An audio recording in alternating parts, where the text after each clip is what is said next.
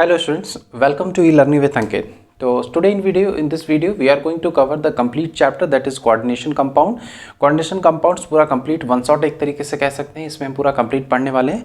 It's nomenclature, इसमें जितने भी nomenclatures दिए गए हैं आपके साथ साथ जितने theories हैं, वैलेंस बॉन्ड थियरी है, चाहे क्रिस्टल फिश स्टेबलाइजेशन थियरी हो, जितनी भी theories हैं और जिनसे भी शॉर्ट आंसर टाइप्स और मल्टीपल चॉइस क्वेश्चन जो भी बनेंगे सभी हम यहाँ पे डिस्कस करेंगे. तो चलो स्टार्ट करते हैं चैप्टर अपना coordination compounds. So as the name suggest here coordination compound, तो इसमें एक चीज़ की बात सबसे पहले होगी दैट इज कोऑर्डिनेट बॉन्ड. सबसे पहले इसमें हम लोग बात करेंगे कोऑर्डिनेट बॉन्ड्स के बारे में. अब देखो अगर ध्यान से देखें तो इस चैप्टर अगर हम अपनी एनसीईआरटी टेक्स्ट बुक को ध्यान से देखें तो जो हमें चैप्टर नंबर 8 दिया है हमारा that is D block elements, sorry D and F block. जो चैप्टर नंबर 8 है हमारे पास D and F block elements हैं. तो अब और उसके फर्दर मैं डिटेल्स में अगर थोड़ा जाऊं तो जो हमारे पास 3D ट्रांजिशन एलिमेंट्स हैं, ठीक है, 3D के एलिमेंट्स दैट इज स्कैंडियम से लेके जिंक तक है हमारे पास. अभी फिलहाल मैं सिर्फ इसी का एग्जांपल ले रहा हूं. जितने भी एलिमेंट्स इसमें आते हैं इन सभी के पास क्या होता है, हमारे पास अनपेयर्ड इलेक्ट्रॉन्स होते हैं और साथ साथ इनके पास क्या होता है, वैकेंट डी ऑर्बिटल्स प्रेजेंट हैं. इन सभी के पास क्या है, वैकेंट डी ऑर्बिटल्स प्रेजेंट है जिसके अंदर ये इलेक्ट्रॉन्स को रख सकते हैं, या कह सकते हैं कि अगर इलेक्ट्रॉन की शेयरिंग हुई तो इसके अंदर वैकेंट डी ऑर्बिटल्स में इलेक्ट्रॉन्स आसानी से ऑक्यूपाई कर सकते हैं. इसी वजह से जितने भी आपकी ये डी ब्लॉक एलिमेंट्स होते हैं ये सभी डी ब्लॉक एलिमेंट क्या कर सकते हैं, ये कोऑर्डिनेशन कंपाउंड्स का फॉर्मेशन कर सकते हैं. तो बेसिकली कह सकते हैं कि स्टार्ट जो हुई कोऑर्डिनेशन कंपाउंड की वो यहीं से, मतलब just because of D block of elements. ठीक है, अब हम बात करते हैं कि कोऑर्डिनेशन कंपाउंड्स हमारे होते क्या हैं. एक्चुअली कोऑर्डिनेशन कंपाउंड्स हमारे वो सभी कंपाउंड्स होते हैं जिसमें कोई हमारे पास सेंट्रल एटम होता है. जैसे सपोज करो यहाँ पे मैं लिख रहा हूँ कोई ये इस तरीके से, ये central atom, central metal atom है हमारे पास कोई, और इसके अराउंड कई ढेर सारे हमारे पास कह सकते हैं कुछ आयंस हैं. ठीक है, अब ये आयंस है तो दो तरीके के हो सकते हैं, इट मे बी कैटायन, ठीक है, और it may be anion also. ये हमारे पास एनायन भी हो सकता है. साथ साथ इतना ही नहीं, एक और केस ये न्यूट्रल भी हमारे पास हो सकते हैं. तो अब देखो दोनों ही केस में हमारे पास ये आयंस न्यूट्रल में नहीं आएंगे हमारे, बट मैंने 3 कैटेगरी दिया कि इस मेटल एटम के अराउंड 3 चीज़ें हमें मिल सकता है. पहला कैटायन, दूसरा एनायन और तीसरा हमारे पास कोई न्यूट्रल स्पीसीज हमारे पास मिल सकता है. और इस कोऑर्डिनेशन कंपाउंड चैप्टर में जो तीनों ही चीज़ें हमारे पास है इसको हम एक नाम से जानते हैं that is called as a ligands. इनको हम लिगेंड्स कहते हैं. अभी फर्दर हम जब डिटेल चैप्टर आगे और देखेंगे तो इसके बारे में डिटेल्स में जानेंगे कि लिगेंड्स हमारा है क्या. अब देखो यहाँ पे हमारे पास सपोज करो कोई मेटल एटम M है हमारे पास, कोई भी हो सकता है डी ब्लॉक एलिमेंट्स में से इसमें, और ऐसा नहीं है कि सिर्फ डी ब्लॉक एलिमेंट से ही हमारे कोऑर्डिनेशन कंपाउंड बनाते हैं, बट हाँ generally in most of the cases जो डी ब्लॉक एलिमेंट्स है वही कोऑर्डिनेशन कंपाउंड बनाते हैं. अब इस मेटल एटम के अराउंड कोई हमारे ढेर सारे ये लिगेंड्स अप्रोच करते हैं अगर इस तरीके से, और अभी मैंने बताया कि इनके पास क्या होता है, वैकेंट डी ऑर्बिटल्स है. तो ये लिगेंड्स क्या करेंगे, अपने इलेक्ट्रॉन डेंसिटी को प्रोवाइड करेंगे इस मेटल एटम M को. ये लिगेंड्स L से मैं ये लिगेंड्स को रिप्रेजेंटेशन कर रहा हूँ. तो अब देखो यहाँ पे हमारे पास हुआ क्या है कि ये लिगेंड्स अपने इलेक्ट्रॉन डेंसिटीज को प्रोवाइड किए हैं मेटल एटम M को by the help of coordinate bond. किस बॉन्ड से, ये बात याद रखना, इसको कहेंगे by the help of coordinate bond. ये कोऑर्डिनेट बॉन्ड की हेल्प से क्या किए हैं, अपनी electron density ligands metal atom को प्रोवाइड किए हैं. तो इस केस की वजह से, ठीक है, जस्ट बिकॉज ऑफ इस ये जो कंपाउंड हमारे पास ऑब्टेन हुआ, this compound will be called as a coordination compound. इनके वजह से जो कंपाउंड हमें ऑब्टेन हुआ this is called as a coordination compound. इसे हम कोऑर्डिनेशन कंपाउंड भी कहेंगे. और केमिस्ट्री के वह ब्रांच दैट डील्स विद, ठीक है, अब केमिस्ट्री की हमारी वह ब्रांच जो इससे डील करती है, मतलब इससे इसके बारे में रिलेटेड स्टडी हम केमिस्ट्री के जिस ब्रांच से थ्रू करते हैं उसी को हम लोग कहते हैं coordination chemistry, and that branch is called as a coordination chemistry. उसे हम लोग कोऑर्डिनेशन केमिस्ट्री कहते हैं. तो फिर से एक बार डिटेल में, फिर से एक ब्रीफ में मैं बता देता हूँ कि क्या है हम लोग का कोऑर्डिनेशन कंपाउंड. कोऑर्डिनेशन कंपाउंड एक ऐसा कंपाउंड है जिसमें सेंट्रल मेटल एटम होता है हम लोग के पास, और वो कोई हमारे ढेर सारे लिगेंड्स के साथ क्या होते हैं, सराउंडेड होते हैं. लिगेंड्स आपके कैटायन भी हो सकते हैं, एनायन भी हो सकते हैं और न्यूट्रल भी हो सकते हैं. और केमिस्ट्री का वह ब्रांच जिसके द्वारा हम इस कोऑर्डिनेशन कंपाउंड्स की स्टडी करते हैं, that branch of chemistry is called as a coordination chemistry. उसे हम कोऑर्डिनेशन केमिस्ट्री कहते हैं.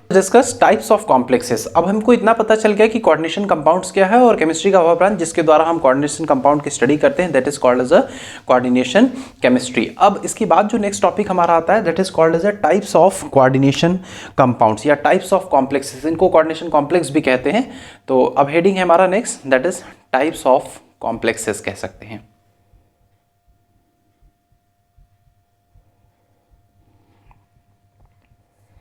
तो बेसिकली ध्यान से देखें अगर, तो 3 डिफरेंट टाइप ऑफ कॉम्प्लेक्स ये बनाता है हम लोग का। 3 डिफरेंट कोऑर्डिनेशन कंपाउंड्स जो होते हैं हमारे, इसके 3 टाइप्स हैं। सबसे पहला है जो इसमें हमारे पास आता है, दैट इज कैटायनिक कॉम्प्लेक्स। अच्छा, मैं ऐसा कह रहा हूँ कि सबसे पहला, इट डज मीन नहीं कि पहला यही है, but eventually the word comes out to be very first from my mouth, तो मैंने यहाँ पे कैटायनिक बोल दिया, और ऐसा कुछ नहीं कि फर्स्ट पे ही कैटायनिक रहेगा। कैटायनिक कॉम्प्लेक्स सबसे पहला। सेकेंड वन हमारे पास है anionic complex, anionic complex. Fourth one हमारे पास, सॉरी थर्ड वन हमारे पास है न्यूट्रल कॉम्प्लेक्स, न्यूट्रल कॉम्प्लेक्स। तो ठीक है, वन बाय वन सबको समझते हैं कि कैटायनिक कॉम्प्लेक्स क्या है, एनायनिक कॉम्प्लेक्स क्या है, और हमारा न्यूट्रल कॉम्प्लेक्स क्या है।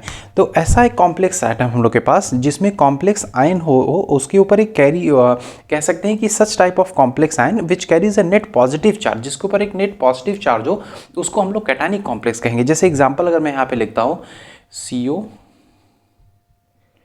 हेक्सामीन, सॉरी हेक्सामीन मुझे अभी नहीं बोलना चाहिए, अभी नॉमेनक्लेचर्स बताऊंगा, there I will let you know कि मैंने हेक्सामीन क्यों बोला।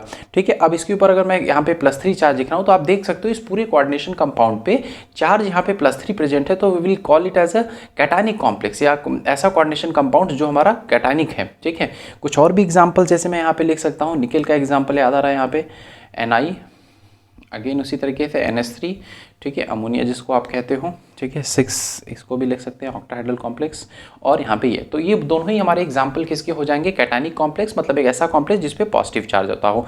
ठीक उसी तरीके से एक ऐसा कॉम्प्लेक्स जिसके ऊपर नेगेटिव चार्ज आ रहा हो, जैसे ये लिख दिया हमने यहाँ पे AgCN2 माइनस यहाँ पे लिख दिया। दूसरा एक और एग्जाम्पल लिख सकते हैं, सबसे बेस्ट एग्जाम्पल हमेशा हर बुक में स्टार्टिंग इसी से रहता है, K4FeCN6, FeCN6, तो K4 बोला है तो 4 चार्ज हमने यहाँ लगा दिया। तो ये हमारे किसके एग्जाम्पल हो गए, एनायनिक कॉम्प्लेक्स, मतलब जिसपे हमारे निगेटिव चार्ज है। साथ साथ कुछ ऐसे और भी कॉम्प्लेक्स होते हैं जिसपे न ही पॉजिटिव चार्ज रहेगा न ही हमारा निगेटिव चार्ज रहेगा, ऐसे कॉम्प्लेक्स को हम लोग बोलते हैं न्यूट्रल कॉम्प्लेक्स। सबसे बढ़िया इसका एग्जाम्पल जो होता है, अच्छा सबसे बढ़िया एग्जाम्पल मैं कह रहा हूँ, इसका मतलब यही नहीं कि यही एग्जाम्पल है, और भी एग्जाम्पल है, टेट्राकार्बोनिल निकेल बोलते हैं इसको। कुछ और भी एग्जाम्पल इसके लिख सकते हैं, जैसे हम ये एग्जाम्पल लिख सकते हैं, कोबाल्ट, सपोज कीजिए कोबाल्ट का कोई कोऑर्डिनेशन कंपाउंड अगर मैं लिखना चाहूँ तो CONH3, और इसको लेते हैं थ्राइस टाइम्स 3 बार, और Cl3 ऑक्टाहेड्रल कॉम्प्लेक्स, ये भी हमारा। तो ये हमारे 3 अलग अलग टाइप्स ऑफ कॉम्प्लेक्सेस हुए। सबसे पहला इसमें हम लोग के पास प्रेजेंट आ रहा है यहाँ पे, that is cationic complex, anionic और न्यूट्रल। कैटायनिक मतलब जिसपे पॉजिटिव चार्ज होगा, एनायनिक मतलब जिसपे हम लोग के नेगेटिव चार्जेस प्रेजेंट होगा, यहाँ देखो आप नेगेटिव चार्जेस, और न्यूट्रल हमारे पास कोई चार्ज नहीं प्रेजेंट होगा, न ही यहाँ पे पॉजिटिव होगा न ही यहाँ पे निगेटिव होगा, कुछ भी ऐसा नहीं होगा, तो उसको हम लोग न्यूट्रल कॉम्प्लेक्स कहेंगे। अब इसके बाद जो नेक्स्ट टॉपिक आता है हमारा, उससे क्वेश्चंस पूछने के चांसेस थोड़ा सा ज़्यादा है, या कह सकते हैं कि 1 मार्क्स के क्वेश्चन से ज़्यादा पूछे जा सकते हैं। टॉपिक है हमारा difference between double salt and complex. तो हेडिंग मैं यहाँ पे लिखता हूँ डिफरेंस बिटवीन, आप इसको स्क्रीनशॉट लेते रहो या तो चाहे आप लिखते भी रहो साथ में, as you wish.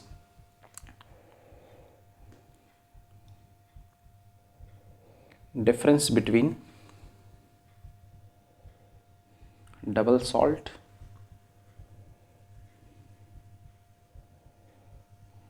And complex. तो कॉम्प्लेक्स तो हमें पहले से पता चल गया है कि कॉम्प्लेक्स क्या है, वही कोऑर्डिनेशन कंपाउंड कह ले या चाहे कोऑर्डिनेशन कॉम्प्लेक्स कह दे, both are the similar things, दोनों ही चीज़ें सिमिलर हैं। हम यहाँ समझते हैं कि डबल सॉल्ट हमारे पास क्या होता है। देखिए जो दोनों ही जो हमारे जो पास जो चीज़ यहाँ पे है, that is double salt as well as complex, दोनों ही हमारे फॉर्म होते हैं कॉम्बिनेशन ऑफ 2 और मोर स्टेबल कंपाउंड्स कह सकते हैं, एक फिक्स्ड स्टोइकोमेट्रिक रेशियो में। उनका जो स्टोइकोमेट्रिक रेशियो होगा, मतलब एटम्स जो होंगे उसमें नंबर ऑफ एटम्स क्या होंगे, वो फिक्स होंगे, उनका फिक्स स्टोइकोमेट्रिक होगा। ठीक है, अब लेकिन डिफरेंस ये है कि जैसे अगर मैं कुछ लेटर सपोज कि कुछ यहाँ पे मैं लिख रहा हूँ compounds, that will be the double salts. सबसे पहला इसका एग्जांपल लिखता हूँ, और ये सभी जो एग्जांपल्स मैं लिख रहा हूँ सभी आपके एनसीईआरटी में दिए हुए हैं। कार्नेलाइट सबसे पहला एग्जांपल इसका अगर सपोज करो मैं लिखता हूँ कार्नेलाइट, इसका फॉर्मूला होता है KCl.MgCl2 एंड देन 6H2O, ठीक है, वाटर ऑफ क्रिस्टलाइजेशन। एक और एग्जांपल्स, ये सब आपके वाइबा में पूछे जा सकते हैं या फिर 1 मार्क्स में भी ये पूछा जा सकता है। मोहर्स सॉल्ट, मोहर्स सॉल्ट, इसका फॉर्मूला होता है मोहर्स सॉल्ट का, याद रखना, FeSO4 NH4 twice, NH4 twice SO4 dot 6H2O। याद रखना मोहर सॉल्ट में हमारे पास कितना होता है, 6H2O ही होता है। और एक लास्ट यहाँ पे लिख रहा हूँ मैं, potash alum, POTASH, potash alum, ठीक है, जिसको कि आप फिटकरी बोलते हो, ठीक है। इसका फॉर्मूला हमारे पास है K2SO4 Al2SO4 होल थ्राइस, यानी एल्युमिनियम सल्फेट, और यहाँ पे होता है हमारे पास 24H2O। ये याद रखना, इसी में कभी कभी MCQ क्वेश्चंस यहाँ से बन सकते हैं, ठीक। अब देखो ये सभी हमारे पास क्या है, डबल सॉल्ट्स है हमारे पास।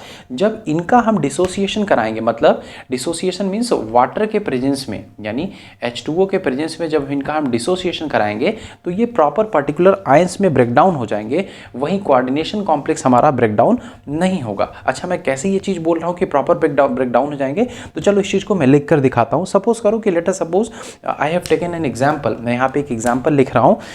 सपोज करो कि मैंने यहाँ पे एग्जाम्पल लिया इसी कार्नेलाइट का, जो सबसे पहला कंपाउंड था, मैं इसी का एग्जाम्पल लिख रहा हूँ, KCl MgCl, इसकी वैलेंसी 2 होती है, यहाँ 2 होना चाहिए, MgCl2, ठीक है। और क्या था हमारे पास यहाँ पे प्रेजेंट है, 6H2O यहाँ पे। तो जब इसका हम वाटर के प्रेजेंस में डिसोसिएशन कराएंगे तो हमें हर एक आयन, जितने भी आयन्स इसमें है, सब पर्टिकुलर मिल जाएगा। पहला K+ है हम लोग के पास यहाँ पे, फिर क्या हमारे पास यहाँ पे Mg2+ प्रेजेंट है यहाँ पे, Cl- भी हम लोग के पास यहाँ पे, तो यहाँ पे हम लोग को यहाँ पे मिल जाएगा Cl- आयन, ये भी मिल जाएगा हम लोग को प्रॉपर यहाँ पे, ठीक है। और क्या मिल जाएगा हम लोग के यहाँ पास यहाँ पे 6H2O। मतलब आप ध्यान से देख सकते हो कि जितने आयन्स इसमें इन्वॉल्व थे सब के सब हमें प्रॉपरली इस तरीके से मिल गए हैं यहाँ पे, ठीक है। अब बैलेंसिंग प्रॉपर कर लेना। इसका मतलब कि जो डबल सॉल्ट होंगे हमारे पास, जब उसको वाटर में डिसोसिएशन कराएंगे तो we will obtain each and every ion, ठीक है, ईच एंड एवरी आयन, ठीक है। हर एक आयन हमको प्रॉपर उस तरीके से मिल जाएंगे डिसोसिएट होने पे।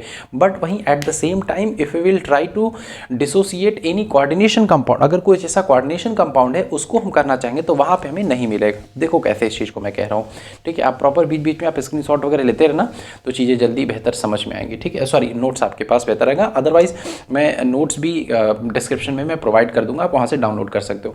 देखो जैसे अब मैं कोई एग्जाम्पल ले रहा हूँ, सपोज करो यहाँ पे सबसे वेल नोन एग्जाम्पल K4FeCN6 का एग्जाम्पल लेते हैं, K4FeCN6, it is our complex, ठीक है। ये हमारा एक कॉम्प्लेक्स है। अगर इसको हम डिसोसिएट करते हैं तो ये यहाँ पे जो पोटेशियम दिख रहा है वो तो हमें मिल जाएगा यहाँ पे 4K+ इस तरीके से, बट ये हमारा डिसोसिएट नहीं करेगा ये तो ये आपको मिल जाएगा इसी तरीके से FeCN6, और यहाँ पे हम लोग को 4- ये चार्ज उस पर मिल जाएगा। तो ये फर्दर हमारा क्या होगा, it will not dissociate, it does not dissociate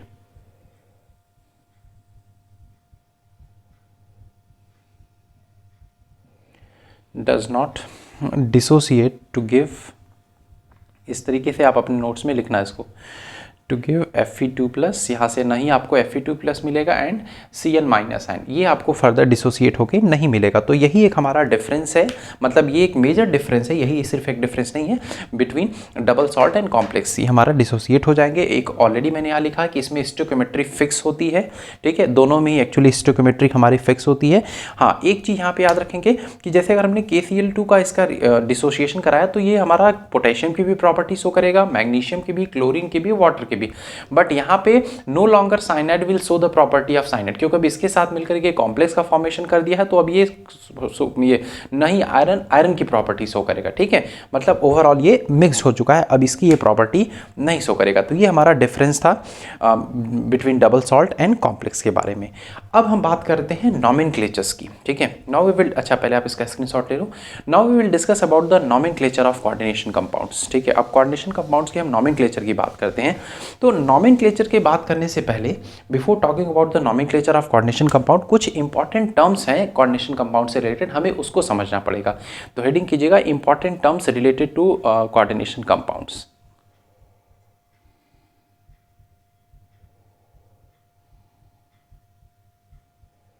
important terms, ठीक है।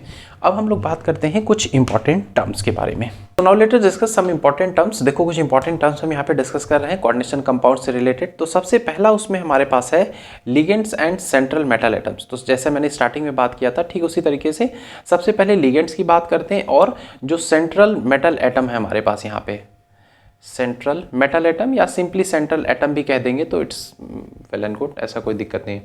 सेंट्रल एटम की बात करते हैं। देखो लिगेंड्स हमारा क्या होता है, लिगेंड्स हमारे वो मॉलिक्यूल्स हैं, ठीक है, लिगेंड्स हमारे पास वो मॉलिक्यूल्स हैं। अब ये मॉलिक्यूल्स हमारे पास न्यूट्रल भी हो सकते हैं, दीज आर द मॉलिक्यूल्स हमारे पास। ये लिगेंड्स हमारे पास क्या होते हैं, एक मॉलिक्यूल है, ये मॉलिक्यूल हमारे पास न्यूट्रल भी हो सकते हैं, जो करेंगे क्या कि they will donate the pair of electron, वो पेयर ऑफ इलेक्ट्रॉन डोनेट करेंगे। किसको डोनेट करेंगे, मेटल एटम को वो पेयर ऑफ इलेक्ट्रॉन डोनेट करेंगे, लिगेंड्स, ठीक है, एल से इसको रिप्रेजेंट कर रहा हूं, और ये मेटल एटम को क्या करेंगे, इलेक्ट्रॉन पेयर हमारे डोनेट करेंगे, और उन्हीं को हम लोग लिगेंड्स कहते हैं। और लिगेंड्स जिससे अटैच्ड होते हैं with the help of coordinate bond, उसी को कहते हैं हम लोग सेंट्रल एटम। कुछ इस तरीके से कि अगर यहाँ पे मैंने कुछ मेटल एटम एम लिखा, इसके अराउंड हमारे पास सपोज करो ये 4 डिफरेंट लिगेंड्स हैं, तो ये अपनी electron density with the help of coordinate bond अगर इसको प्रोवाइड कर रहे हैं, दे रहे हैं, तो ये हमारा सेंट्रल मेटल एटम, और ये जो चारों सराउंडिंग में है इसको हम लोग कहेंगे ligands. This will be called as our ligands, इनको हम लोग लिगेंड्स कहेंगे। सेकेंड टर्म के बाद, अच्छा अब यहाँ पे जो हमारे पास लिगेंड्स हैं, यहाँ पे मैं कुछ एग्जांपल जैसे सपोज करो लिगेंड्स का लिख रहा हूँ यहाँ पे, जैसे NH3, बार बार मैं अभी कुछ देर पहले भी एग्जांपल लिखा था, ये NH3 हमने यहाँ पे लिखा। दूसरा सपोज करो हमने लिख दिया कि यहाँ पे वाटर। थर्ड वन मैं लिख रहा हूँ सपोज करो CN minus cyanide ion, Cl minus ion, ठीक है, कई भी इस तरीके से हमारे पास हो सकते हैं ETC, कई ढेर सारे यहाँ पे हम लोग के पास लिगेंड्स होते हैं। ये सभी हमारे लिगेंड्स हैं, ये सेंट्रल मेटल एटम के साथ क्या होंगे, ज्वाइन करेंगे, और अपने इलेक्ट्रॉन डेंसिटी को by the help of coordinate bond ये मेटल एटम को प्रोवाइड करेंगे।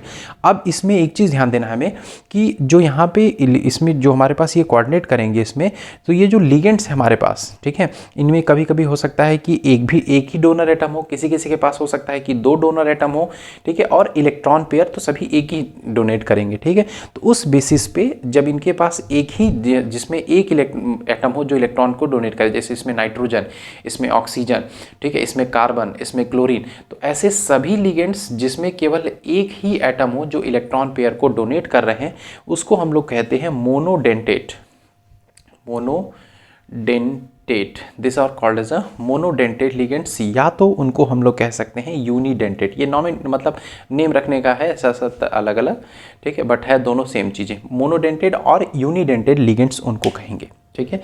ये तो रहा हमारा सबसे पहला टर्म, कुछ एग्जांपल्स हमने यहाँ देखा, आप साथ साथ लिखते रहना। सेकेंड वन देखो, यहाँ पे जो सेकेंड इंपॉर्टेंट टर्म्स हमारे पास यहाँ पे आ रहा है, दैट इज डेंटिसिटी, और कह सकते हैं and chelation, denticity and chelation. अच्छा, जब मैं पहली बार पढ़ रहा था कोऑर्डिनेशन कंपाउंड, तो मुझे लग रहा था कि मैं थोड़ा थोड़ा बायो तो नहीं पढ़ रहा हूँ, we monodentate, unidentate, denticity, chelation, ये सब चीज़ें थोड़ा बहुत मुझे बायो से कोरिलेट करता है, ठीक है। मेरा ये है, अब मतलब कह सकते हैं कि परसेप्शन है, इट मे बी राइट और रॉन्ग। अब डेंटिसिटी की बात करते हैं। देखो कुछ लिगेंड्स होते हैं, उसमें 2 या 2 से ज़्यादा भी डोनर एटम्स हो सकते हैं, और वो कुछ इस तरीके से पोजिशनड होंगे, मतलब कुछ इस तरीके से मेटल एटम के साथ अटैच होंगे कि जिससे वो करेंगे क्या, वो रिंग लाइक स्ट्रक्चर बना देंगे, ठीक है, वो हमारे क्या करेंगे, रिंग लाइक स्ट्रक्चर बना देंगे। अच्छा, ऐसे जब ऑफलाइन क्लासेस में पढ़ाते हैं तो रिंग लाइक स्ट्रक्चर के नाम लेते ही 2-4 होते हैं, ऐसे कह सकते हैं कि महानुभाव, उनके मन में कुछ और ही ख्याल आ जाते हैं। एनीवेज, तो जो पोजीशंस होते हैं हमारे, ये रिंग लाइक स्ट्रक्चर से बनाते हैं, और ये हमारे पास जो रिंग लाइक स्ट्रक्चर होता है, ये कभी कभी हमारा 5 मेंबर्ड रिंग भी हो सकता है, ठीक है, मतलब 5 मेंबर्ड रिंग हमारा ये स्ट्रक्चर बन सकता है। जैसे मैं कोई एक एग्जांपल दे रहा हूँ यहाँ पे, तो लेट अस सपोज का सबसे बढ़िया एग्जांपल हमारे पास है इथेन 1,2 डाइमीन, ये CH2 NH2 यहाँ पे लोन पेयर ऑफ इलेक्ट्रॉन इसके पास, फिर अगेन CH2 यहाँ पे हम लोग के पास, और यहाँ हमारे पास क्या है, NH2, ठीक है, लोन पेयर ऑफ इलेक्ट्रॉन। जब ये हमारा किसी मेटल एटम के साथ कंबाइन करेगा तो ये 5 मेंबर्ड रिंग बना लेगा। कैसे, एग्जाम्पल देखो इसका, इसका एग्जाम्पल देखते हैं। लेट अस सपोज कि हमारे पास यहाँ पे कॉपर है, सेंट्रल एटम, इसके साथ ये जो हमारे पास ये है इथेन 1,2 डाइमीन, इसको इथाइलिन डाइमीन भी बोलते हैं, और इसको रिप्रेजेंट करते हैं EN से लिख करके, स्मॉल e और स्मॉल n। जब सपोज करो इससे ज्वाइन करेगा तो कुछ इस तरीके से, यहाँ पे हम लोग के पास ये NH2 ये हमने लिख दिया यहाँ पे, ठीक है, और इधर हम लोग के पास है CH2, and here I am also writing CH2, और यहाँ पे हमारे पास क्या है, NH2, ठीक है। ठीक उसी तरीके से यहाँ पे भी NH2, और यहाँ हमारे पास CH2, हियर ऑल्सो NH2, और यहाँ पे भी हमारे पास CH2। देखो आप ध्यान से, क्या ये 5 मेंबर्ड रिंग लाइक स्ट्रक्चर नहीं लिख रहा है? काउंट करके देखते हैं यहाँ पे 1 2 3 4 और एक 5, ठीक है। तो ये जो रिंग बनता है हम लोग का, ठीक है, द रिंग दैट फॉर्म्ड, यहाँ पे जो हमारे पास रिंग बना, आप यहाँ में, सॉरी स्पेलिंग मिस्टेक आज बहुत ज़्यादा हो रही है, ये जो रिंग लाइक स्ट्रक्चर बना हमारे पास यहाँ पे, ये 5 मेंबर रिंग लाइक स्ट्रक्चर, यहाँ 5 मेंबर, तो इसको हम लोग बोलते हैं chelate ring. This is called as a chelate ring, इसे हम लोग कहते हैं चिलेट रिंग। ये हमारा चिलेट रिंग कहलाता है, इसको हम लोग चिलेट रिंग बोलते हैं। तो ये ऐसे सभी लिगेंड्स जिनके पास 2 डोनर एटम्स होते हैं, 2 कह सकते हैं कि इलेक्ट्रॉन पेयर वो डोनेट कर सकते हैं, इनको हम लोग बोलते हैं not unidentate. These are called as a, different marker से लिखता हूँ, इनको हम लोग कहते हैं डाइडेंटेड लिगेंड्स। डाइडेंटेड लिगेंड्स, इनको हम लोग डाइडेंटेड लिगेंड्स कहते हैं, और साथ साथ में और करके इनको लिख सकते हैं हम लोग बाइडेंटेड लिगेंड्स। बाइडेंटेड लिगेंड्स भी इनको कहते हैं। तो सिर्फ यही ऐसा एग्जाम्पल नहीं है हमारे पास बाइडेंटेड और बाइडेंटेड और डाइडेंटेड का, कुछ और भी एग्जाम्पल है। ऑक्जिलेट आयन देखिए हमारे पास होता है CO-, ठीक है, ऑक्जिलेट आयन ये हमारे पास है, ये भी हमारा इसी का एग्जाम्पल है, ठीक है। मतलब इसको भी देखो, सपोज करो यहाँ ऑक्जिलेट आयन है, कंबाइन करेंगे तो ये भी 5 मेंबर रिंग हमारा बना लेगा। तो इसको हम लोग कहते हैं डेंटिस, और जितने एटम के साथ ये कंबाइन कर रहा है उसी के बेसिस पे हम बताते हैं इसकी डेंटिसिटी, और चिलेशन हमारा इसी इफेक्ट को कहेंगे जिससे कि चिलेट रिंग बना रहा है। This is called as a chelate ring, और process is called as a chelation.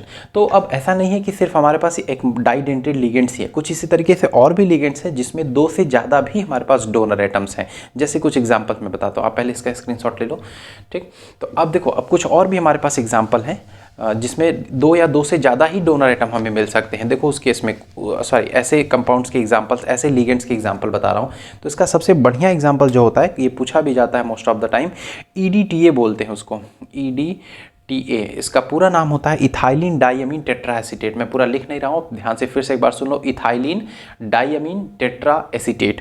इनका स्ट्रक्चर देखो ऐसे होता है, इथाइलिन कह रहे हैं यानी 2 कार्बन, तो हमने इस तरीके से 2 कार्बन यहाँ पे लिख लिया, CH2।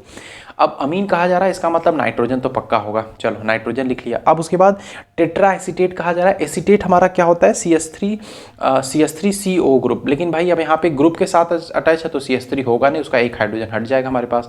टेट्राएसीटेट कहा जा रहा है यानी वो 4 बार होगा हमारे पास, तो CH2CO- यहाँ पे, और एक बार यहाँ पे भी कर लिया CH2CO- यहाँ CH2COO- यहाँ पे कर लिया। सो ये हमारे पास है इथाइलिन डाइअमीन टेट्राएसीटेट। ये हमारा क्या है, हेक्साडेंटेड लिगेंड्स की कैटेगरी में आएगा हम लोग का, ठीक है। ये हमारा क्या होगा, हेक्साडेंटेड लिगेंड्स की कैटेगरी में, मतलब कि देखो यहाँ से 4 एटम्स तो यहाँ से इलेक्ट्रॉन डेंसिटी प्रोवाइड करेंगे और 2 नाइट्रोजन कर सकते हैं यहाँ पे। So it comes under the category of hexadentate ligands. ये हमारा हेक्साडेंटेड लिगेंड्स की कैटेगरी में हमारा आ जाएगा, ठीक है। अब देखो, अब हम बात करते हैं इसके साथ, डेंटिसिटी एक बार फिर से एक्सप्लेन कर देता हूँ आपको, कि जो हमारे पास कोऑर्डिनेटिंग लिगेंड्स प्रेजेंट है, जैसे ये सब हमारे पास है, जितने कोऑर्डिनेटिंग लिगेंड्स हमारे इनके साथ प्रेजेंट है, वही हमारे रेफर करते हैं डेंटिसिटी, मतलब इनके एटम्स जो हैं यही रेफर करते हैं हमारे डेंटिसिटी ऑफ द लिगेंड्स के लिए। अब इसके बाद एक कुछ इंपॉर्टेंट टेबल है हमारे पास, उस टेबल में एक्चुअली कई लिगेंड्स मैं ड्रॉ करने जा रहा हूँ, तो उनको भी आप अपनी कॉपी में ड्रॉ कर लेना, और उसकी हेल्प से हम ये जान पाएंगे कि कौन से लिगेंड्स हमारे यूनिडेंटेड है, कौन से डाइडेंटेड है, और कौन से पॉलीडेंटेड की भी कह सकते हैं। मतलब जिस तरीके से अभी हमने देखा कि यूनिडेंटेड डाइडेंटेड था, तो हो सकता है किसी के पास 2 डोनर एटम्स हो, किसी के पास 3 हो, किसी के 4 हो, तो बेसिकली कह सकते हैं कि 2 के बाद वाले को हम पॉलीडेंटेड। तो कुछ एग्जाम्पल जैसे सपोज करो मैं यहाँ पे लिख रहा हूँ, सबसे पहला अगर हमने यहाँ पे लिख दिया H2O, then after NH3, next one उसके बाद CO, अच्छा कोबाल्ट नहीं है, ये कार्बन मोनोऑक्साइड हम लोग के पास, फिर इथाइलिन डाइअमीन CH2 NH2 ये, फिर अगेन यहाँ पे CH2, और ये हमारे पास रहा NH2, फिर उसी तरीके से Cl- यहाँ पे Br-, I-, ठीक है, मतलब iodide ion, cyanide ion, oxalate ion. मैं सिर्फ उतना ही लिख रहा हूँ जो मोस्ट, मतलब ऐसा नहीं कि सिर्फ लिगेंड्स इतने ही हैं, इसके अलावा बहुत से सारे लिगेंड्स हैं, बट उतना ही लिख रहा हूँ जिससे मतलब बेसिकली क्वेश्चंस आपके हो जाएंगे, आप क्वेश्चंस कर लेंगे। देखो इन पे चार्ज क्या होता है, 0, यानी हमारे न्यूट्रल कॉम्प्लेक्स, ये भी न्यूट्रल कॉम्प्लेक्स, ये भी न्यूट्रल कॉम्प्लेक्स, ये भी न्यूट्रल कॉम्प्लेक्स, बट इन सब पे चार्ज हमारे पास कितना है, -1 चार्ज प्रेजेंट है। इस पे चार्ज कितना प्रेजेंट हमारे पास, -2 चार्ज प्रेजेंट है। अच्छा, इसके पहले मैंने एक एग्जाम्पल लिखा था EDTA का, उसको लिख दे रहा हूँ फिर से, EDTA ETA, ethylene diamine tetraacetate, ठीक है। उस पर आप ध्यान दिए होंगे कि COO माइनस 4 बार था, तो इस पर कितना होता है माइनस चार्ज, ठीक है। अगर अब हम बात करें तो इन सब का अगर ध्यान से देखो यहाँ यहाँ यहाँ इन सब में जो डोनर एटम है वो सिर्फ और सिर्फ हमारे पास एक ही जो डोनर एटम, तो इनको हम कह सकते हैं यूनिडेंटेड लिगेंड्स, यूनिडेंटेड, ये हमारे यूनिडेंटेड लिगेंड्स हैं। लेकिन यहाँ पे दो डोनर एटम्स है तो इसको हम लोग बोलेंगे बाईडेंटेड लिगेंड्स, बाईडेंटेड लिगेंड, इनको हम लोग बोलेंगे बाईडेंटेड लिगेंड्स। वहीं इनके केस में देखो अगेन यहाँ पे भी दो डोनर एटम्स है तो it's also our bidentate ligands, ये भी हमारा बाईडेंटेड लिगेंड्स आएगा। लेकिन यहाँ पे 6 डोनर एटम्स थे तो जैसा मैंने कहा था 6 डोनर एटम है तो इसको कहेंगे हेक्साडेंटेड लिगेंड्स, ये हमारा हेक्साडेंटेड लिगेंड्स के कैटेगरी में आएगा हमारा। अब सिर्फ इतना ही लिगेंड्स नहीं, एक और कह सकते हैं कि इस चैप्टर से थोड़ा सा हट करके एक और लिगेंड हमारे पास जिसको हम लोग कहते हैं एम्बीडेंटेड लिगेंड्स, तो वो भी बता दे रहा हूँ आपको, एम्बीडेंटेड लिगेंड्स, ठीक है। तो चलिए उसको भी एक बार जान लेते हैं कि एम्बीडेंटेड लिगेंड्स हमारे पास क्या होते हैं, ठीक। देखो यूनिडेंटेड्स, ऐसे सभी यूनिडेंटेड लिगेंड्स, ध्यान से सुना एक बार फिर से, ऐसे सभी यूनिडेंटेड लिगेंड्स जिसमें एक से ज़्यादा कोऑर्डिनेटिंग एटम प्रेजेंट हो उनको हम लोग एम्बीडेंटेड लिगेंड्स कहते हैं। एग्जांपल के तौर पे सपोज करो कि मैंने क्या लिखा, CN-N, साइनाइड आयन, ठीक है। फिर जैसे सपोज करो मैंने एग्जांपल लिख दिया NO2, ठीक है, ये NO2 माइनस आयन, ठीक है। ये फिर उसके बाद सपोज करो मैंने यहाँ पे लिख दिया SCN, थायोसाइनाइड, ठीक है। तो इन सब में क्या है कि ये दोनों ही एटम्स हमारे पास क्या कर सकते हैं, कंबाइन कर सकते हैं, किसके साथ, मेटल एटम M के साथ। जैसे मेटल एटम M है तो अब इसके साथ हमारे पास क्या हो कर सकता है, नाइट्रोजन भी कंबाइन कर सकता है हम लोग के पास, ठीक है, इधर से। और ये सल्फर भी इसके साथ क्या कर सकता है, नाइट्रोजन कंबाइन करेगा तो NCS हो जाएगा और मेटल एटम कंबाइन करेगा इस तरीके से। ये एरो नहीं है, ये हमारा कोऑर्डिनेट बॉन्ड को रिप्रेजेंट कर रहा है, और यहाँ से रिप्रेजेंट करेंगे तो हम लोग सल्फर SCN इस तरीके से भी लिख सकते हैं। उसी तरह नाइट्रोजन के केस में कभी कभी मेटल एटम से ये नाइट्रोजन भी कंबाइन कर सकता है, मतलब इलेक्ट्रॉन पेयर दे करके कोऑर्डिनेट बॉन्ड बना सकता है। और कभी कभी क्या हो सकता है, हमारा ऑक्सीजन के साथ भी ये बॉन्ड बना सकता है। तो देखो मतलब इस सभी लिगेंड्स में इनके पास है तो दो डोनर एटम्स, लेकिन जब बॉन्ड बनाने की बात आती है तो सिर्फ किसी एक से बनाते हैं, और ऐसे सभी लिगेंड्स को हम लोग बोलते हैं एम्बीडेंटेड लिगेंड्स की कैटेगरी में आते हैं। मतलब अगर डेफिनेशन अगर कभी पूछा जाए, बता सकते हो such type of ligand which have the 2 donor atoms but at the time of bond formation only one donate the electron pair, तो उसको एम्बीडेंटेड लिगेंड्स हम लोग बोलते हैं। चलो अब देखते हैं नेक्स्ट इंपॉर्टेंट टर्म्स हम लोग का। तो जो नेक्स्ट इंपॉर्टेंट टर्म्स आप साथ साथ नोट्स स्क्रीनशॉट लेकर के लिखते रहना, नहीं तो वीडियो काफ़ी लेंदी हो जाएगा हम लोग का। अब इसको इरेज करते हैं यहाँ से, ठीक है। अब हम लोग बात करते हैं यहाँ पे सेकंड इंपॉर्टेंट टर्म्स का। अपना जो सेकंड इंपॉर्टेंट टर्म है दैट इज कोऑर्डिनेशन नंबर। इससे क्वेश्चन 1 मार्क्स में पूछे जाएंगे, कोऑर्डिनेशन नंबर।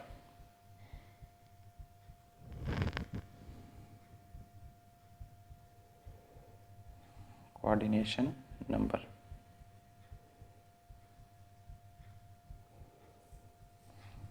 ठीक है। देखो जो total number of unidentate ligands हमारे पास यहाँ पे प्रेजेंट होते हैं, या तो अगर डाइडेंटेड लिगेंड्स प्रेजेंट हो तो उनको डबल कर देंगे, मतलब सेंट्रल मेटल। चलो मैं एग्जांपल लिख के बताता हूँ, इस तरीके से शायद ना समझ में आए। कुछ एग्जांपल्स मैं यहाँ पे लिख रहा हूँ कोऑर्डिनेशन कॉम्प्लेक्सेस के। AgCN,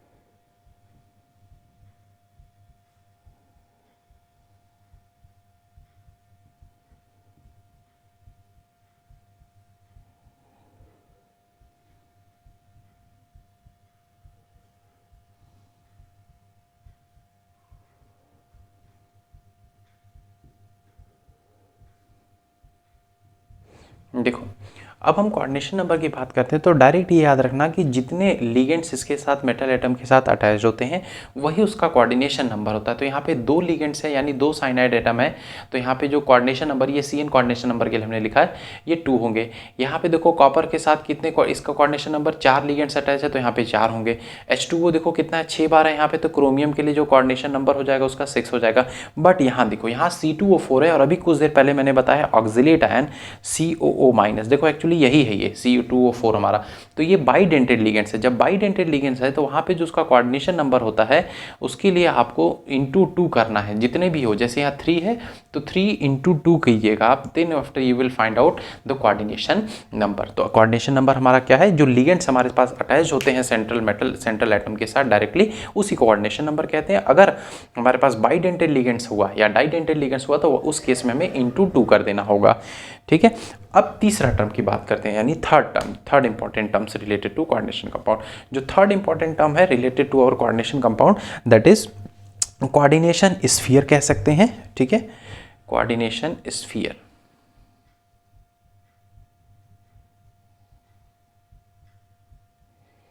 coordination sphere and counter ions दोनों एक साथ डिस्कस कर लेते हैं।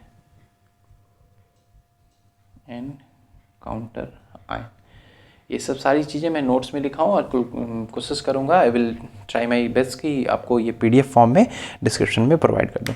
देखो, जो सेंट्रल एटम होते हैं हमारे पास यहाँ पर, जितने भी सेंट्रल एटम होते हैं यहाँ पे, जो लिगेंड्स हमारे पास सेंट्रल एटम है, ये सभी एक स्क्वायर ब्रैकेट में इनक्लोज किए जाते हैं। सब के सब आप देख लो स्क्वायर ब्रैकेट में। एक दूसरा एग्जाम्पल भी मैं यहाँ पर लिख रहा हूँ जो पहले कई बार अभी यूज़ कर चुका हूँ, K4FeCN6। ठीक है, अच्छा, नॉमेनक्लेचर भी इसी से पहला स्टार्ट करेंगे। तो ये सभी जो हमारे पास ये कोऑर्डिनेशन कंपाउंड है, ये हमारे स्क्वायर ब्रैकेट में इंक्लोज किए जाते हैं। और ये जो हमारे पास स्क्वायर ब्रैकेट है, this square bracket is called as a coordination sphere. इसी को हम लोग कहते हैं कोऑर्डिनेशन स्फीयर। ठीक है, this is called as a coordination sphere. और इस कोऑर्डिनेशन स्फीयर के बाहर जो भी हमारे पास एटम्स प्रेजेंट होते हैं, this is called as a counter ions, और इसी को हम लोग बोलते हैं counter ion. This is called as your counter ion. बस इस केस में इतना ही हमारे पास है। ठीक है, मतलब या कुछ इस तरीके से भी कह सकते हैं कि जो आयनाइजेबल पार्ट है, ठीक है, अभी हमने देखा था डबल सॉल्ट और कॉम्प्लेक्स का डेफिनेशन, तो जो आयनाइज हो सके आसानी से, that is called is your counter ion. उनको हम लोग काउंटर आयन कहते हैं। नेक्स्ट देखते हैं इंपॉर्टेंट टर्म इसका, जो कि सबसे इंपॉर्टेंट है, दैट इज ऑक्सीडेशन नंबर। बिना इसके हम लोग नॉमेनक्लेचर नहीं कर सकते हैं। तो late us discuss oxidation number. हालांकि ऑक्सीडेशन नंबर के से हम लोग काफ़ी पहले से फेमिलियर हैं, वो चाहे डी ब्लॉक का चैप्टर हो चाहे पी ब्लॉक का चैप्टर हो, कोई भी हो। तो यहाँ पे भी बात करेंगे कोऑर्डिनेशन कंपाउंड्स के केस में ऑक्सीडेशन नंबर। ऑक्सीडेशन नंबर जो होगा सेंट्रल एटम का, वो इस तरीके से डिफाइन कर सकते हैं हम लोग का कि जो उसके ऊपर चार्ज प्रेजेंट होगा, दैट इज कैरीज, और कह सकते हैं कि जो एक्चुअल चार्ज इसके ऊपर प्रेजेंट होगा, ठीक है, पूरा लिगेंड्स का मिला के, काउंटर आयंस का मिला के, वही उसका क्या होगा, उसका कोऑर्डिनेशन कंपाउंड का इसका ऑक्सीडेशन नंबर होगा, सॉरी सेंट्रल मेटल एटम का। और इसको हम लोग रोमन न्यूमेरल्स में लिखते हैं। यहाँ पे रोमन, जैसे फर्स्ट सेकंड थर्ड आप लिखते हो ना, उसी तरीके से रोमन न्यूमेरल, और पैरेंथेसिस में देखो यहाँ हमने ब्रैकेट लिखा है ना, इस तरीके से ब्रैकेट के फॉर्म में ही हम इसको लिखते हैं ऑक्सीडेशन नंबर को। कुछ एग्जांपल्स मैं यहाँ पे बताता हूँ, लेटर सपोज करो आपको। तो सबसे पहला चलो क्वेश्चन यहाँ पे मैं लिख रहा हूँ, यहाँ पे कोऑर्डिनेशन कंपाउंड और उसका ऑक्सीडेशन नंबर कैलकुलेट करके दिखा रहा हूँ। जैसे हमने यहाँ पे लिखा Cu, कॉपर है हम लोग के पास यहाँ पे, और 4 बार अमोनिया। ठीक है, अभी मैं 4 बार अमोनिया से बोल रहा हूँ, बट जब नॉमेनक्लेचर पढ़ा दूंगा तो यहाँ पे टेट्रामीन में बोलने लगूंगा, तो उस चीज़ का ध्यान रखना। ठीक है, अब यहाँ पे क्या होगा, मतलब इस तरीके से आप किसी के सामने मत बोला कि 4 बार अमीन, तो समझ जाएगा कि मतलब आपको प्रॉपर तरीके से पढ़ाया नहीं गया है। दूसरा एग्जाम्पल सपोज करो, यहीं पे मैं यहाँ पे लिख देता हूँ FeCN6, मतलब यही वाला है, बस काउंटर आयन यहाँ से रिमूव कर देते हैं 4-। ठीक, चलो कैलकुलेट करते हैं इसमें इनका ऑक्सीडेशन नंबर हम लोग। तो जिसका हमें ऑक्सीडेशन नंबर कैलकुलेट करना है उसको x सपोज करो यहाँ पे। ठीक है, इसको x ले लिया हमने यहाँ पे, प्लस अब अमोनिया। अब देखो, इसीलिए मैंने यहाँ पे कुछ देर पहले यहाँ पे एक टेबल ड्रॉ किया था। अमोनिया हम लोग का क्या था, हम लोग का न्यूट्रल लिगेंड था, उस पर चार्ज 0 प्रेजेंट था, तो 4 × 0 लिखेंगे यहाँ पे, इसीलिए वो टेबल इंपॉर्टेंट था। ठीक है, इज इक्वल्स टू, देखो जो सल्फेट आयन होता है 9th क्लास में हम लोग पढ़े हैं, this will exist as a SO4 2- के फॉर्म में एग्जिस्ट करता है। तो यानी टोटल चार्ज यहाँ पे कितना मिलेगा, हमारे पास माइनस मिलेगा, तो x इज इक्वल्स टू कितना आ गया हमारे पास यहाँ पे +2 यहाँ पे आ जाएगा हम लोग के पास। दिस विल, और सॉरी ये कैटायन है और ये एनायन है हमारे पास यहाँ पे, तो इस पे जैसे हम लोग के पास चार्ज यहाँ पे ये कैटायन और देन एनायन, तो टोटल चार्ज इस पे +2 ये काउंट हो जाएगा। ठीक है, क्योंकि इस जो सल्फेट की वैलेंसी है वो इस पे चली जाएगी, तो यहाँ पे टोटल चार्ज हम लोग के पास +2 आ गया, यानी जो कॉपर का इसमें ऑक्सीडेशन स्टेट है वो +2। और यहाँ कैलकुलेट करते हैं, आयरन का हमने x ले लिया, साइनाइड का 6 लिख लेंगे, और साइनाइड पे चार्ज -1 होता है, अभी बताया था, और टोटल चार्ज कितना है -4। तो यह will obtain x is equals to -4 + 6, यानी कितना आ गया हम लोग के पास यहाँ पे इस केस में हम लोग के पास आ जाएगा +2। तो आयरन का जो इसमें ऑक्सीडेशन स्टेट आया वो कितना है +2, और इसको जब लिखेंगे तो इस तरीके से लिखेंगे Fe और ब्रैकेट में इस तरीके से 2। यहाँ कॉपर लिखा था, कॉपर लिखेंगे और कॉपर के साथ यहाँ पे ब्रैकेट में लिख देंगे 2 इस तरीके से रोमन न्यूमेरल में। ठीक, दूसरा एग्जाम्पल देखो, यहाँ पे थोड़ा सा जो चेंजेस होगा वो इसको कर लेते हैं। सपोज करो ये, चलो इसी के केस में करके दिखाता हूँ। यहाँ पे इस केस में FeC2O4 इस केस में देखो करके दिखाते हैं। थोड़ा सा चेंजेस मैं यहाँ पे कर दे रहा हूँ कि यहाँ पे सपोज करो मैं पोटेशियम लिख दे रहा हूँ यहाँ पे, और यहाँ से इस 2 चार्ज को मैं रिमूव कर दे रहा हूँ। तो अब इस केस में हमें आयरन का करना है ऑक्सीडेशन स्टेट कैलकुलेट। तो सपोज करो आयरन के ऑक्सीडेशन स्टेट को हमने X सपोज किया, और 3 बार ऑक्सीलेट आयन है 3, इस पर चार्ज कितना होता है -2, अभी मैंने लिखा था टेबल, ध्यान से देखना। ठीक है, और टोटल चार्ज कितना होगा, ये कैटायन हम लोग के पास, ये एनायन, तो एनायन पे चार्ज हम लोग के पास कितना होगा, यहाँ पे -3 चार्ज आएगा यहाँ पे। ठीक, तो here you will obtain x -6 is equals to -3, तो उधर जाके +6 हो जाएगा, +6 में से 3 जाएगा तो you will obtain as a +3। तो इसमें जो आयरन का ऑक्सीडेशन स्टेट आया वो हमारे पास कितना आया, +3 स्टेट में आया। तो इंपॉर्टेंट नोट पॉइंट इस चीज़ को करके रखना कि जब कभी भी हम लोग के पास इस तरीके से बाइडेंटेड लिगेंड्स आएगा तो उसके कोऑर्डिनेशन नंबर के लिए आप 2 से मल्टीप्लाई करोगे, इस चीज़ को याद रखना। और बाइडेंटेड है तो चार्ज उस पर -2 हम लोग के पास प्रेजेंट रहेगा। तो ये कुछ इंपॉर्टेंट हमारे पास टर्म्स थे before that how we can write the nomenclature of coordination compound, that is IUPAC nomenclature of coordination compounds. तो चलो अब हम लोग डिस्कस करते हैं नॉमेनक्लेचर्स ऑफ कोऑर्डिनेशन कंपाउंड। उसके लिए कुछ रूल्स हैं, तो 1 बाय 1 मैं रूल्स बताता हूँ, उसके बाद we will discuss near about 5 to 6 और 7 कह सकते हैं कोऑर्डिनेशन कंपाउंड के एग्जाम्पल्स और उनके नॉमेनक्लेचर्स डिस्कस करते हैं। कि कुछ रूल्स हमारे पास नॉमेनक्लेचर्स करने के लिए कोऑर्डिनेशन कंपाउंड के, कह सकते हैं कि this is the very first step to study about the coordination compound पढ़ने के लिए जब तक हमें उनका नॉमेनक्लेचर नहीं आएगा हम उनके बारे में प्रॉपर्टीज या जो भी स्टडीज है वो नहीं कर पाएंगे। तो सबसे पहले अब बात करते हैं क्या रूल्स हैं how to write the nomenclature of coordination compound. तो सबसे पहले उनके कुछ हम रूल्स के बारे में बात करेंगे, that how can we write its nomenclature. तो जब रूल्स की बात करते हैं तो मैं पॉइंट वाइज करता हूँ। सबसे पहला रूल्स यहाँ पे, अच्छा इसके पहले जो हमने टॉपिक पढ़ा है एक बार उसको रिवाइज करा दे रहा हूँ। जैसे मैंने यहाँ पे ये कहा था कि ये हमारे पास एग्जांपल था K4FeCN6, ठीक है, ये हमारे पास है। देखो इसको मतलब एक ही डायग्राम के साथ आप सारे पॉइंट्स एक साथ याद रखना। यहाँ पे इसको मैं कह रहा था counter ion, this was our counter ion. ये जो आप ऊपर देख रहे हो ये हमारे पास क्या था, सेंट्रल मेटल एटम। यहाँ पे जो हमारे पास डायरेक्टली अटैच्ड है ये हमारे पास क्या है, लिगेंड, ठीक है। और ये लिगेंड कितनी बार प्रेजेंट है, ये आपका क्या था, कोऑर्डिनेशन नंबर। ये जो बॉक्स दिख रहा है आपको ये था कोऑर्डिनेशन स्फीयर, SPHE स्फीयर, ठीक है। तो इसको आप स्क्रीनशॉट ले लो, इसके हेल्प से प्रॉपर अच्छे से हमेशा याद रहेगा। ठीक, हम बात कर रहे थे रूल्स के बारे में, that how can we write the how can we write the nomenclature of coordination compound. तो याद रखना सबसे पहला रूल ये हमारे पास ये है, चेंज द मार्कर। सबसे पहला रूल हमारे पास ये है कि कैटायन हो, whether it's a simple complex हो चाहे एनायन हो, ठीक है, या कह सकते हैं कि एनायनिक कॉम्प्लेक्स हो, कैटायन हो, जो नेमिंग होगा स्टार्ट होगा स्मॉल लेटर के साथ, ठीक है। कॉम्प्लेक्स हमारे पास चाहे कैटायनिक कॉम्प्लेक्स हो चाहे एनायनिक कॉम्प्लेक्स हो, जो उसका नॉमेनक्लेचर होगा हमेशा वो स्मॉल लेटर के साथ ही स्टार्ट होगा, ठीक है। और पूरा नॉमेनक्लेचर हमारा 1 वर्ड में लिखा जाएगा, कोई स्पेस नहीं होगा उसमें, ठीक है। पहला रूल हमारे पास ये है। बात करते हैं सेकेंड रूल के बारे में। सेकेंड रूल हमारे पास है नेमिंग ऑफ लिगेंड, ठीक है। रूल सेकेंड क्या है कि मतलब मैं इसको पार्ट वाइज में बता रहा हूँ जिससे लर्न करना ईजी होगा। नेमिंग ऑफ लिगेंड्स का नॉमेनक्लेचर, नेमिंग ऑफ लिगेंड्स, ठीक है। तो लिगेंड्स के नॉमेनक्लेचर के लिए बात करते हैं। तो अब लिगेंड्स हमारे कई अलग अलग प्रकार के, निगेटिव लिगेंड्स है, न्यूट्रल लिगेंड्स है हमारे पास। तो 1 बाय 1 और भी कई लिगेंड्स है, तो 1 बाय 1 डिस्कस करते हैं। तो इसमें सबसे पहला ए पॉइंट मैं देता हूँ निगेटिव लिगेंड्स के लिए। सपोज करो हमारे पास क्या है, निगेटिव लिगेंड्स। कुछ एग्जांपल्स भी बताएंगे और उनका नाम भी, जिससे कि नॉमेनक्लेचर में हमें हेल्प मिले। निगेटिव लिगेंड्स की अगर बात करते हैं तो निगेटिव लिगेंड्स जैसे हमारे पास सपोज करें यहाँ पे Cn-, ठीक है, क्लोराइड आयन, ब्रोमाइड आयन हमारे पास, ठीक है, आयोडाइड आयन, ठीक है, ये होता है हम लोग के पास, ठीक है। और F- फ्लोराइड आयन ये हम लोग के पास है। NO2- आयन, ये सब आप लिखते रहना, ये सब जरूरत पड़ेगा नॉमेनक्लेचर करते समय। NO2- आयन, ठीक है, हाइड्रोक्साइड आयन, OH- आयन हम लोग के पास, ठीक है, H- यहाँ पे लिख रहा हूँ, O2 माइनस, ठीक। तो इन सब का देखो अलग अलग नेम है, ये जो लिख रहा हूँ मैं इसको अभी आप अपने कॉपी में लिखते चलना। जो ये CN माइनस है, इसको हालांकि इसको IUPAC रिकमेंडेशन के अकॉर्डिंग इसको तो साइनाइडो पढ़ना चाहिए, लेकिन फिर भी अभी भी इसको लिखते हैं हम लोग साइनोई, ठीक है। ये Cl माइनस, इसको क्लोरो ब्रोमो आइडो फ्लोरो अब नहीं कहेंगे क्योंकि 2004 में IUPAC रिकमेंडेशन है, उसके अकॉर्डिंग चेंज हो चुका है। तो अब इसका नाम हम लोग पढ़ते हैं chlorido. It will be written as a chlorido. इसी तरीके से इसका नॉमेनक्लेचर जो होगा हम लोग का ब्रोमीडो, ठीक है। और आयोडीन जो है इसका आप इसका जो नॉमेनक्लेचर है उसी तरह इसका भी पढ़ोगे आप, आयोडिडो, ठीक है। आयोडिडो करके पढ़ोगे, इसका फ्लोरिडो, ठीक है। और जो NO2 माइनस है हम लोग का, इसका तो इसमें ऐसा कोई चेंजेस नहीं है, इसका नाइट्रो ही करके पढ़ोगे।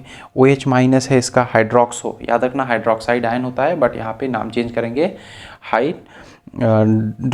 इसका हाइड्रोक्सो बोलते हैं, हाइड्रोक्सो, ठीक है। ये होता है हम लोग का H माइनस है हम लोग का, ये है हाइड्रिडो, हाइड्राइड होता है, बट यहाँ पे पढ़ेंगे क्या हम लोग इसका, हाइड्रिडो, ठीक है। O2 माइनस है हम लोग का, इसको ऑक्सो पढ़ते हैं हम लोग, ठीक। तो ये चीज़ हमारा इसके बारे में है। लेकिन अब यहीं पे कुछ और भी हमारे पास नेगेटिव लिगेंड्स हैं, जैसे कुछ लेट अस सपोज कुछ एग्जांपल्स में और भी नेगेटिव लिगेंड्स के यहाँ पे लिख रहा हूँ। That is SO4 2 minus ion, जिसको कि हम लोग सल्फेट आयन बोलते हैं, ठीक है। C2O4 2 माइनस आयन, ठीक है। ये क्या है हम लोग का, ऑक्जिलेट आयन जिसको कि हम लोग बोलते हैं। नेक्स्ट उसके बाद देखो अमाइड आयन जिसको हम लोग बोलते हैं NH2 minus ion, AMIDE, amide ion. Next उसके बाद सपोज करो यहाँ पे मैं बोल रहा हूँ NO2 नाइट्रेट जिसको आप बोलते हो, ठीक है। ये हम लोग के पास है, सॉरी नाइट्राइट बोलते हैं NO2 को, NO3 नाइट्रेट, ठीक है। तो ये हम लोग को सपोज करो NO2 है, NO2 माइनस आयन हम लोग के पास। तो इन सभी के केस में देखो एक चीज़ कॉमन होता है यहाँ पे, ये सभी एनायनिक लिगेंड्स के लास्ट में एक वर्ड आ रहा है, या तो वर्ड आइड आ रहा है यहाँ पे, ठीक है, या तो इनके लास्ट में वर्ड आपका आइट आ रहा है, ITE, ठीक है। जैसे सल्फाइट होता है, सल्फेट होता है, ऑक्जिलेट है हम लोग के पास, ठीक है। या लास्ट में क्या आ रहा है, 8 वर्ड, अच्छा मैंने नाम लिया ऑक्जिलेट।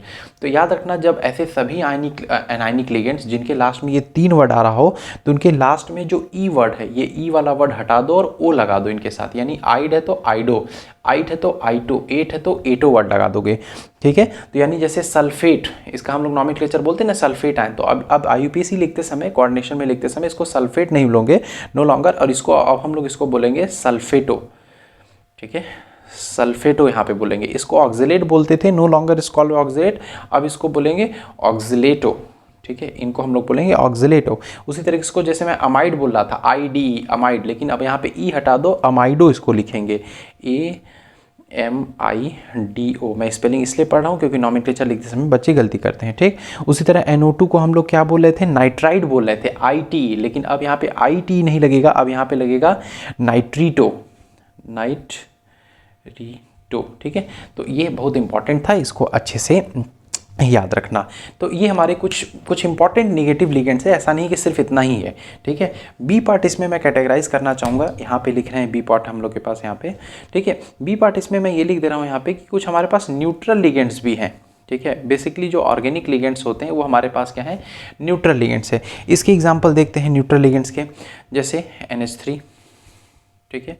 दूसरा वाटर सबसे अच्छा, कई बार इसका एग्जांपल हमने लिखा है यहाँ पे, CO कार्बोनिल लिख रहे हैं। तो इन सब का क्या है, कोई अलग से स्पेसिफिक नेम यहाँ पे दिया गया है, ऐसा नहीं कि इनके तरीके से कोई हम चेंजेस करेंगे और आसानी से हम लिख सकते हैं, no nothing such like that. यहाँ पे कुछ इस तरीके से हमारे पास नॉमेनक्लेचर्स करने के लिए इसके नहीं है। तो इसका जो होता है, इसके लिए हम लोग वर्ड यूज़ करते हैं अमीन, ठीक है। यहाँ पे अमीन वर्ड यूज़ करेंगे, बट याद रखना स्पेलिंग देखो मैं यहाँ पे क्या लिख रहा हूँ, AMMINE, ठीक है। इनऑर्गेनिक के तरीके से, सॉरी जैसे नॉर्मल हमेशा लिखते थे अमाइन, वैसा नहीं। H2O के लिए यहाँ पे लिखेंगे एक्वा वर्ड, AQUA एक्वा, ठीक। CO के लिए यहाँ पे यूज़ करेंगे कार्बोनिल वर्ड यहाँ पे हम लोग यूज़ करेंगे, ठीक।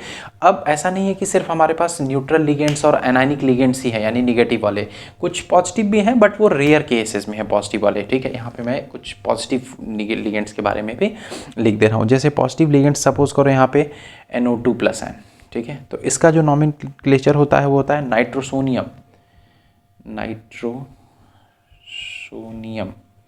ठीक है, ये होता है हम लोग का नाइट्रोसोनियम। ठीक है, और दूसरा यहाँ पे मैं यहाँ पे लिख देता हूँ, सपोज करो NO2, ये हम लोग के पास है यहाँ पे NO2। अच्छा, अभी उसकी ज़रूरत नहीं है हमने यहाँ पे इतना डिटेल में नॉमेनक्लेचर पढ़ने के लिए। ठीक है, कुछ और भी लिगेंड्स है हमारे पास यहाँ पे, देखो जैसे यहाँ पे CH3 मैं लिख रहा हूँ यहाँ पे, तो इसका आप पहले से जान रहे हो ऑर्गेनिक में methyl word, this is called as your methyl, इनको मिथाइल कहेंगे। वहीं पे अगर C2H5 अगर कहीं प्रेजेंट है तो उसको इथाइल वर्ड कहेंगे। ठीक है, दिस आर इथाइल। तो ऐसे हम लोग नॉमेनक्लेचर कर सकते हैं। बट नोट पॉइंट यहाँ पे एक याद रखना कि जब अगर एम्बीडेंटेड लिगेंड्स आ गया, ठीक है, जैसे CN- हो गया हम लोग के पास, ठीक है, NO2 वगैरह हो गया, ये सब एम्बीडेंटेड लिगेंड्स हो गए, तो वहाँ पे आपको पोजीशन भी बताना पड़ेगा, मतलब कौन सा एटम मेटल एटम के साथ कौन सा कार्बन या नाइट्रोजन या कौन सा एटम मतलब ज्वाइन किया गया है, ये आपको बताना पड़ेगा, हाइफन लगा करके ये चीज़ रिप्रेजेंट करना पड़ेगा। ठीक, ये रूल नंबर फर्स्ट था हमारा। ठीक है, इसका स्क्रीनशॉट लो, आगे बताता हूँ। अब देखो नेक्स्ट, उसके बाद अब हम लोग बात करते हैं यहाँ पे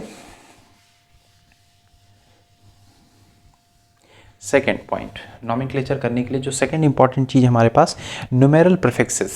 सेकेंड इंपॉर्टेंट चीज़ न्यूमेरल प्रीफिक्सेस।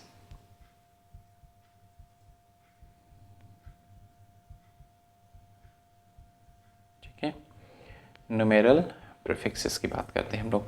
देखो न्यूमेरल प्रीफिक्सेस में क्या है हमारे पास कि हो सकता है कि जो लिगेंड्स है कभी कभी एक ही लिगेंड्स अटैच हो सकता है 2 हो सकता है 3 हो, 4 हो, मतलब ऐसे सो ऑन।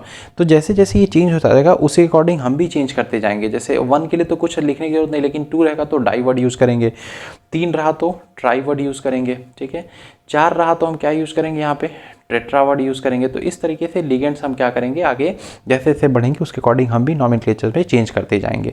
एक इंपॉर्टेंट वर्ड यहाँ पे मेंशन करना चाहूँगा with the help of red marker इसको, कि जैसे सपोज करो, इसको नोट पॉइंट पे मैं भी लिख रहा हूँ, आप भी नोट पॉइंट में ही इसको लिखना कि सपोज करो, और नोट पॉइंट पे क्या मैं नॉमेनक्लेचर्स कराऊंगा भी इसके।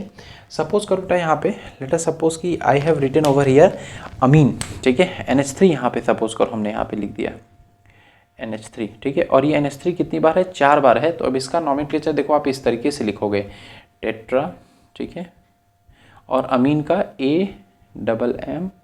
AMMINE। अब यहाँ पे याद रखना, देखो ए वर्ड 2 बार आ रहा है तो दोनों का ही ए यहाँ पे रिटेन किया जाएगा, इसको हमने रिमूव नहीं करना है। ठीक है, याद रखना इस चीज़ का। ठीक है, लेकिन ये हमारा हो गया किसके केस में, जैसे अमीन हुआ, वाटर हुआ, तो इन सब के केस में। ठीक है, लेकिन अगर यहीं पे कुछ ऐसे लिगेंड्स हैं जो कि पॉलीडेंटेड लिगेंड्स हैं, पॉलीडेंटेड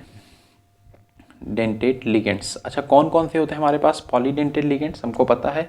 पॉलीडेंटेड लिगेंड्स के कुछ एग्जांपल्स अभी हम लोगों ने देखा था, जैसे ऑक्सिलेट आयन CO-, ये था हमारे पास, ऑक्सिलेट आयन था हमारे पास। ठीक है, C2, और हमारे पास इथाइलिन डाइमीन जिसको कि EN से हम रिप्रेजेंट कर रहे थे। अगर ये सब हमारे पास हैं पॉलीडेंटेड लिगेंड्स, तो उस केस में आपको ये वर्ड नहीं यूज़ करना है, डाई, ट्राई, टेट्रा, ये सब हमें नहीं यूज़ करना है।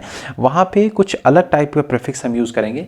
जब वो ऐसे लिगेंड्स 2 बार रहेंगे तो आप 20 वर्ड यूज़ करेंगे। अगर 2 बार वो सभी लिगेंड्स रहेंगे, कौन से लिगेंड्स, पॉलीडेंटेड लिगेंड्स। अगर 3 बार वो प्रेजेंट रहेंगे तो वहाँ पे हम लोग यहाँ पे यूज़ करेंगे ट्रिस वर्ड। ठीक है, ट्रिस यूज़ करेंगे। 4 बार रहे तो वहाँ पे टेट्रा किस यूज़ करेंगे, यहाँ पे टेट्रा किस।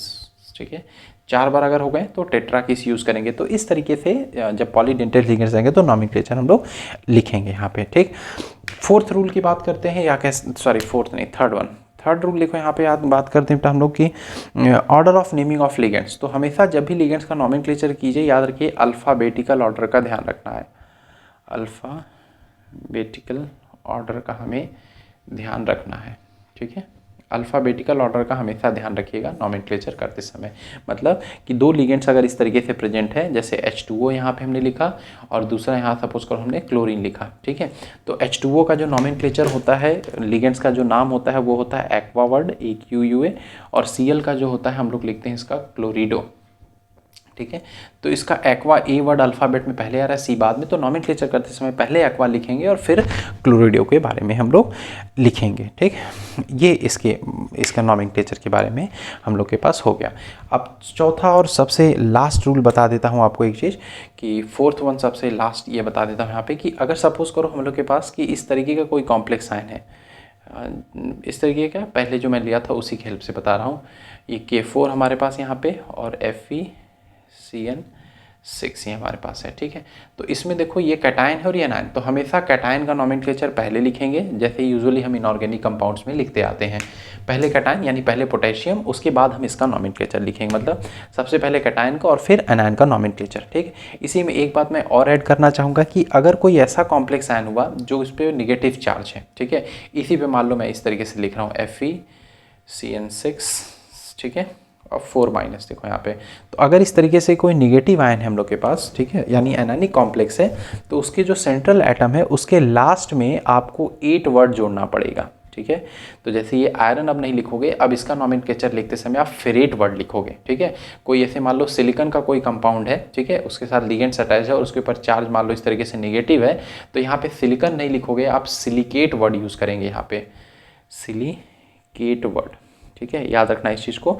There you will use the word silicate. और अगर एसिड रहा वो, ठीक है, अगर एसिड रहा उस केस में, तो वहाँ पे आप ईक acid, IC, ईक acid word use करेंगे। इन दोनों का ही मैं एग्जांपल भी अभी डिस्कस करूँगा, ठीक है। तो ये कुछ हमारे रहे रूल्स नॉमेनक्लेचर्स के बारे में, इसका भी आप स्क्रीनशॉट लो और कुछ एग्जांपल्स डिस्कस करते हैं 1 बाय 1, जिसके हेल्प से हमें और ज़्यादा से क्लियर हो पाएगा कि जो हमने रूल्स अभी पढ़ा है। तो चलो 1 बाय 1 लिखते हैं, जल्दी से स्क्रीनशॉट लो।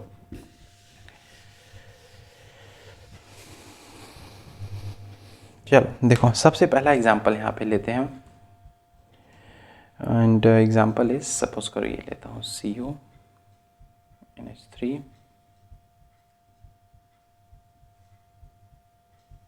ठीक है।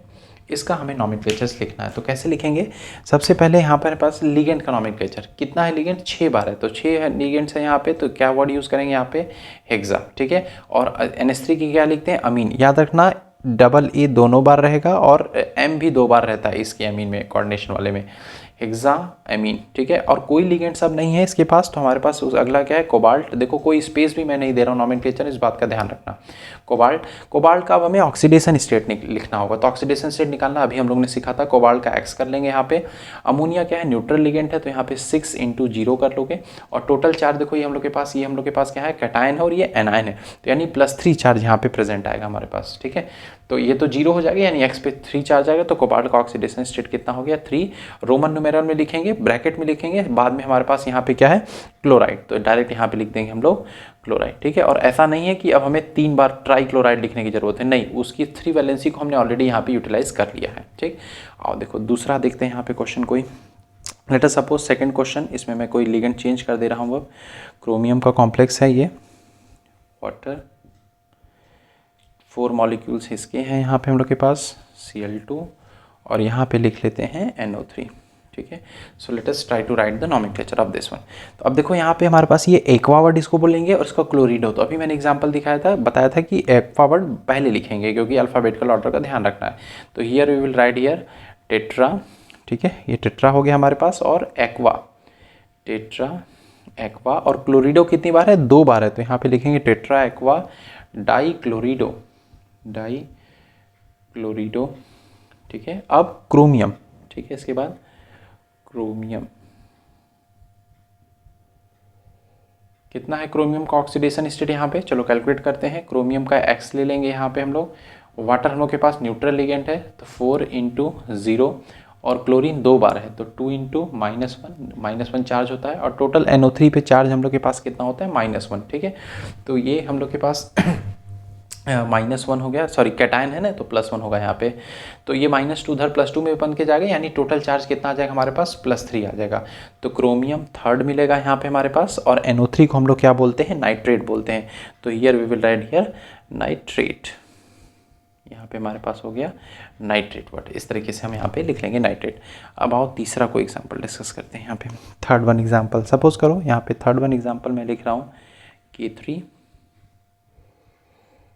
FeC2O4, ठीक है। मैं पहले से ये सब एग्जांपल लिख रखा हूँ जिससे कि हर वैरायटी का मैं आपको एक्सप्लेन कर सकूँ कम ही क्वेश्चंस में, अदरवाइज वीडियो काफ़ी लेंदी हो जाएगा। तो सबसे पहले देखो यहाँ पे पोटेशियम है, तो पोटेशियम लिखेंगे, और ऐसा नहीं कि ट्राई पोटेशियम लिखेंगे, नहीं, इस 3 का यूज़ हम इसके वैलेंसी में कर लेंगे यहाँ पे। तो simply you will have to write here potassium, ठीक है, यहाँ पे हमने लिख लिया यहाँ पे पोटेशियम, अच्छा सॉरी 3 बार है यहाँ पे, ठीक है। तो अब देखो यहाँ पे ये क्या हम लोग के पास, पोटेशियम है हम लोग के पास, ठीक है, और यहाँ पे हम लोग लिखेंगे यहाँ पे ट्राई ऑक्सिलेटो पोटेशियम ट्राई ऑक्सीलेटो, ठीक है, पोटेशियम ट्राई ऑक्सीलेटो, ठीक, पोटेशियम ट्राईऑक्सीलेटो। अब ये आयरन देखो हमारा यहाँ पे ये कैटायन है हम लोग का और ये वाला पार्ट हम लोग का एनायन है।